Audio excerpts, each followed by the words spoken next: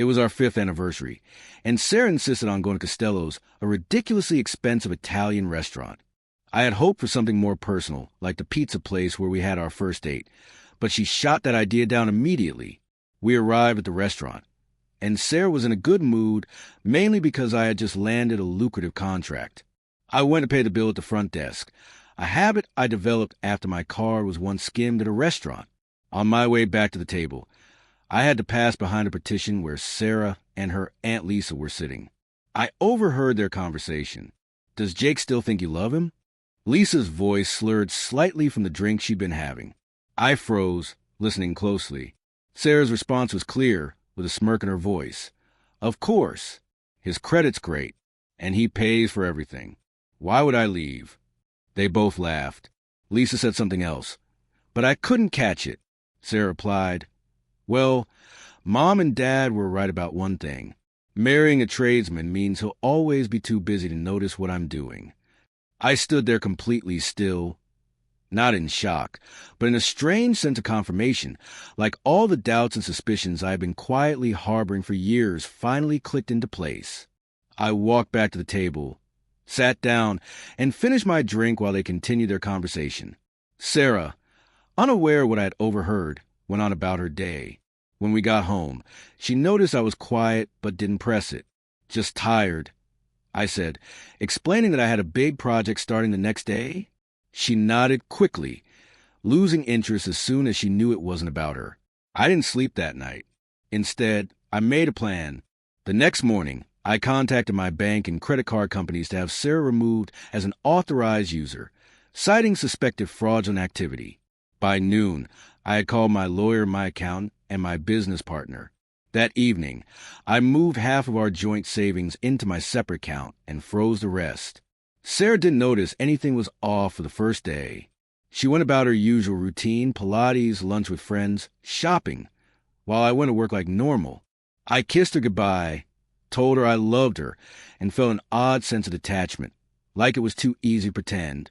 2 days later, Sarah tried to pay for a spa day with friends using my American Express card, only for it to be declined. She tried another card with the same result. Frustrated, she called me, her voice tight with controlled anger. "There's something wrong with the cards." I calmly replied, "That's strange." I asked her, sounding concerned, "I paid all the bills last week. What are you trying to buy?" "Just lunch," she lied. And I could see the notification pop up on my phone. A $900 charge from a spa. "Can you call the bank?" she asked. "I'm in meetings all day, but I'll check tonight," I suggested. She hesitated, knowing I was aware. She only kept her personal card for emergencies with a low limit, since she had no income to support it. "Fine," she replied sharply before hanging up. 3 hours later, my phone buzzed nonstop with texts from Sarah demanding to know why the joint checking account was frozen. I didn't respond. I was in meetings all day. When I finished, there were 27 missed calls and a voicemail from my lawyer confirming that he'd filed the preliminary divorce paperwork. I drove home expecting Sarah to be there, angry and waiting with accusations. The house, however, was empty. According to the doorbell camera, she had left with 3 suitcases 2 hours earlier, heading straight for her parents' house. The next morning, Lisa called. I almost didn't answer, but curiosity got the better of me. "What have you done?" "What did Sarah tell you?" she demanded, her voice thick with emotion. I countered. "She said you lost your mind, frozen all the accounts, cut off her cards. Some kind of male midlife crisis." Lisa's outrage was practiced, like she'd done this before, always taking Sarah's side. "Did she happen to mention our anniversary dinner? Your little chat at the table?" I asked, my voice cold. There was a brief silence, then a shaky breath. "You heard every word, Jake. We were just talking. Women say things sometimes. It doesn't mean save it, Lisa." I interrupted. "I've already filed for divorce. Sarah can contact my lawyer if she needs anything." "You're making a terrible mistake," she said, but the conviction had drained from her voice. "Sarah loves you. She's just complicated." "No," I said. "She's actually very simple once you understand her motivations. Tell her thanks with clarity." Then I hung up and blocked both their numbers.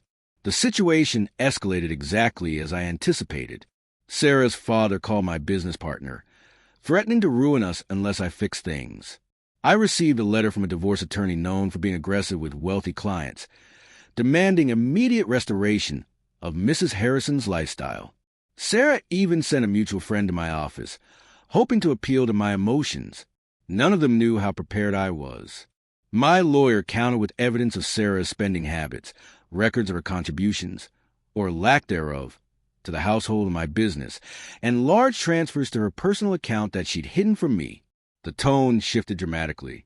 Her lawyer requested a meeting downtown. When I finally saw Sarah again, she looked flawless, but her eyes were cold and calculating. "This is unnecessary," she said without looking at me. "We can fix this without lawyers." "I prefer having witnesses to our conversations moving forward," I replied, my voice calm but firm. Her attorney cleared his throat, then said, "My client is willing to consider a fair settlement that acknowledges her contributions to your success." Patricia, my no-nonsense lawyer, slid a document across the table. "My client has already outlined what he considers fair given the short duration of the marriage and the documented evidence of financial impropriety.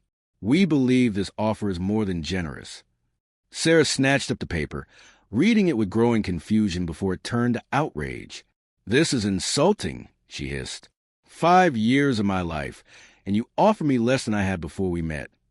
That's when I finally spoke directly to her. "Before we met, you at least had a job and the respect of working for something. Consider this an opportunity to find that person again." Sarah snapped, "Your business will be nothing without my connections." "Actually," I said, "I've analyzed our client acquisition data. Less than 8% came through your network, and those clients had the lowest retention rate. But thanks for your concern about my business." Her lawyer whispered something to her, and she shook her head vehemently.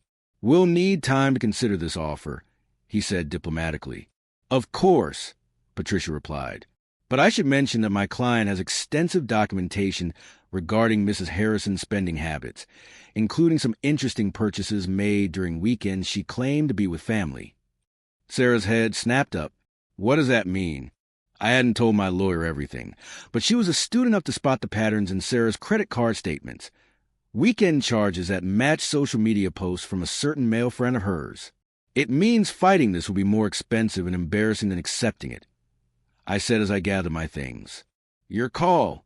As we left, Sarah called after me, "You wouldn't even have met the Brightons without me, or the Winstons. You think you did this all yourself." I turned back, meeting her gaze. "You know what's funny? I always gave you credit for believing in me from the beginning. Now I realize you just saw me as a stock to invest in. Your mistake was selling too early." 3 weeks later, Sarah signed the settlement agreement. She got less than 15% of our assets, which was still enough for her to live comfortably if she was careful. I kept the house, the business, and, most importantly, my peace of mind. The day after the settlement was finalized, Lisa texted me from a new number. "You were smarter than the others." She miscalculated. I didn't need to ask what she meant by the others. I simply replied, "No. Her biggest mistake was thinking money was all I cared about. It's been 2 months now. The business is thriving. Turns out clients prefer working directly with me rather than through Sarah's network.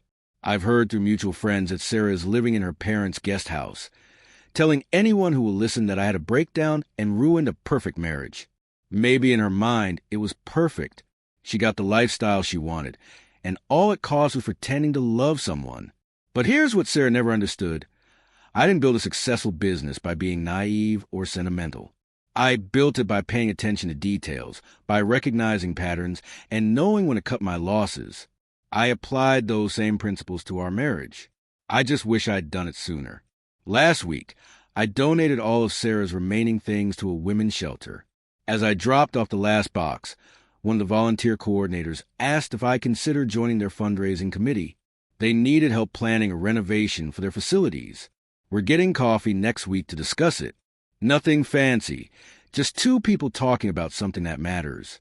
For the first time in years, I'm looking forward to a conversation that has nothing to do with status, money, or appearances. It turns out clarity is the most expensive thing I've ever paid for, and worth every penny.